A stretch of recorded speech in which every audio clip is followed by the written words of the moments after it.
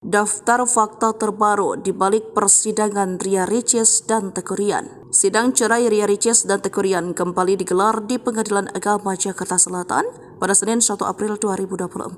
Sidang lanjutan ini beragendakan kesaksian dari pihak tergugat atau Teuku Ryan. Teuku Ryan menghadirkan satu saksi bernama Dery Syahputra yang merupakan mantan manajer sekaligus temannya. Dikutip dari Kompas.com, berikut beberapa fakta terbaru dari persidangan ini. Pertama, Ricis dan Ryan hadir. Baik Ricis dan Ryan menghadiri sidang perceraian mereka kemarin.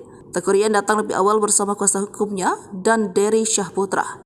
Sementara itu, Ria Ricis tiba lebih akhir dan mengejutkan pihak Teuku Ryan. Kedua, Ryan berharap pertahankan rumah tangga. Teuku Ryan masih berupaya untuk mempertahankan rumah tangganya dengan Ria Ricis. Pemain film perjalanan pembuktian cinta ini berharap kehadiran Dery sebagai saksi bisa mempersatukan kembali rumah tangganya. Ketiga, ayah batal jadi saksi. Pihak Teuku Ryan awalnya ingin menghadirkan ayah sebagai saksi dalam persidangan. Namun rencana tersebut tidak bisa terlaksana karena kesibukan sang ayah selama bulan Ramadan. Teuku Ryan baru bisa membawa ayahnya pada sidang berikutnya. Keempat, Ricis kekeh bercerai. Berbeda dengan Teuku Ryan, Ricis sebagai penggugat masih menginginkan perceraian. Hendra Kasregar selaku kuasa hukum mengatakan hasil persidangan tak mengubah niat kliennya untuk berpisah.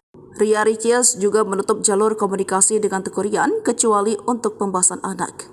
Kelima, saran dari saksi. Sementara itu, Dery Syahputra sebagai saksi yakin baru rumah tangga Dery Ricis dan Teuku Ryan bisa dipersatukan kembali. Dery menyarankan kepada majelis hakim agar memberi waktu bagi keduanya untuk berlibur bersama dan menyelesaikan permasalahannya. Komunikasi yang baik dipercaya akan menyelesaikan permasalahan ini.